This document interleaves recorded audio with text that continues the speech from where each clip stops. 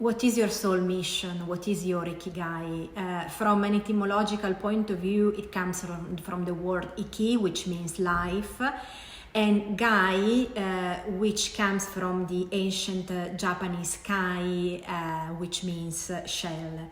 And shells are something and were something that were particularly precious, so they had a value. This word comes from the island of Okinawa, which is one of the 5 areas in the world where Dan Buettner and some colleagues discovered that people are living exceptionally long lives. So they were going around the world and they had this map and a blue pen, that's why they're called blue zones, and they circled the names on the map of the areas that they found. And it was interesting to see what these areas have in common in terms of key points of clues that are common to all the people living there, like everything, nothing new. All the things that we know. So we have a part which is in Greece, where people eat a Mediterranean diet with lots of fruit, vegetables and olive oil.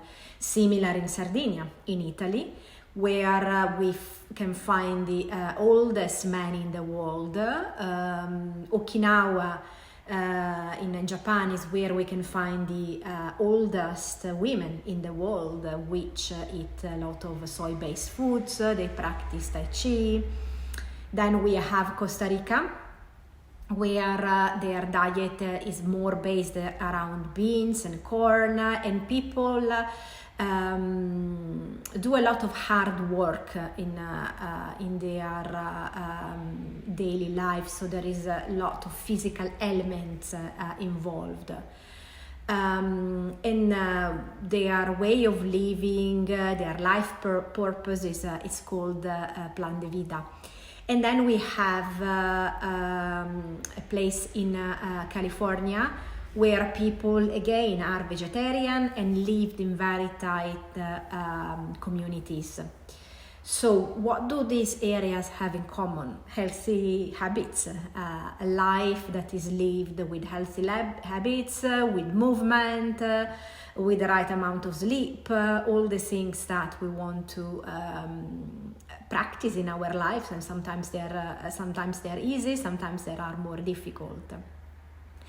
So how do you find your Ikigai, your soul mission? But first of all, you don't find anything. It's your soul mission that is coming to you, because as a soul mission is a spirit, an entity, a god, a goddess. And also, if we need to go back to the ancient time, we were born with like I would call it guardian spirit, guardian angel, but in the Greek mythology is called daimon, and it's with you your own life. So when you are in the company of a good daimon, of a good spirit, then it's where you reach eudaimonia, which means in Greek happiness. So of course your mind comes and see this is pure madness. How is it possible? Because the daimon talks to you through images, through the happenings, the events that come into your life. And there is not an interpretation that needs to go through the mind, to being able to develop a poetic mind and read these images. With images, I mean, it can be a person that you meet, a sunset that you admire in front of you, a happening, an event in your life. They are all spirits. They are all coming to you with a message. So by having faith in this message, because sometimes images can also be very hard, very, very strong. A hurricane is a tremendous strong image, but it has also a strong message for us to understand. And of course, for people that are want to use their mind as a muggle, then they would not being able to interpret behind the borders, behind the veil, but they would just search for a reason which only belongs to the logistics, to the logic of the mind. So they wouldn't be able to see a meaning that is beyond the threshold, because there is a connection between this world and the other world.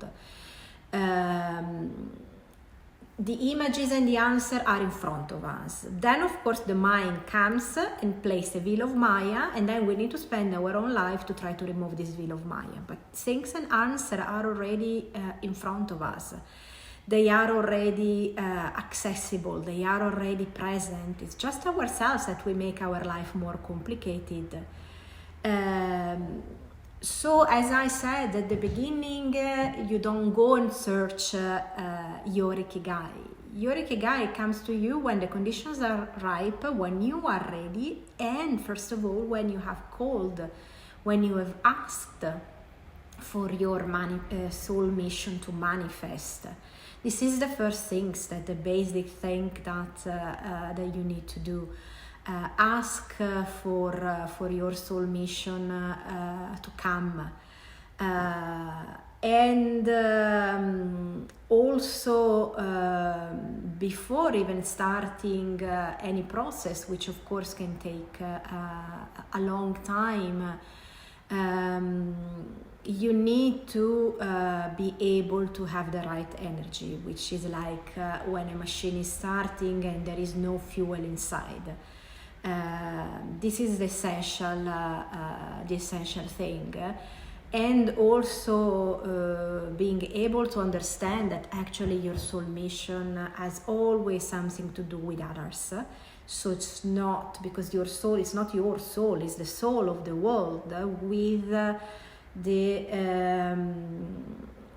identification, expression in your soul, so in you as an identity, but we are always speaking about the soul of the world. So this opportunity then of interpreting the images that come to you means that you need to be able to change the reading code of reality, so to move from a logic, from a social code back to the natural code, which is the code with which we were born with. Because you can read the mission of your soul only if you have a switch in your mind and you change the reading code, because you don't read events in the way they are coming to you, in the exact way they come to you, through the labels, through the judgment of the mind, because otherwise then is where you develop fear, is where you are blocking the whole process, while instead your soul wants to evolve. So there is an evolutionary leap that needs to be done. And it's not something, your Ikigai, that you can understand with your mind. You need to understand it with your heart. You need to develop this poetic mind, which means finding the beauty in imperfection, finding the beauty in also all the difficult challenges that are coming in our life, and considering that by the time you are realizing your Ikigai, you are also realizing the soul mission of the world, which is at the end connected with love in terms of universal force, in terms of unconditional love. And the way then your Ikigai is expressed is the same for your own family, for your own generation. It's just that then each member of you, each member of your family is expressing that in a different way, through doing something, and then the following generation doing something else. But the purpose of your ancestors is the same. It's a process that requires time. That's why it's beautiful. What I also do is guiding people to find their soul mission, and when they see that, when they reach that, is really the most fulfilling moment of finding that amazing light, when everything becomes clear, and then you can spend your time in a more focused way to follow your life purpose.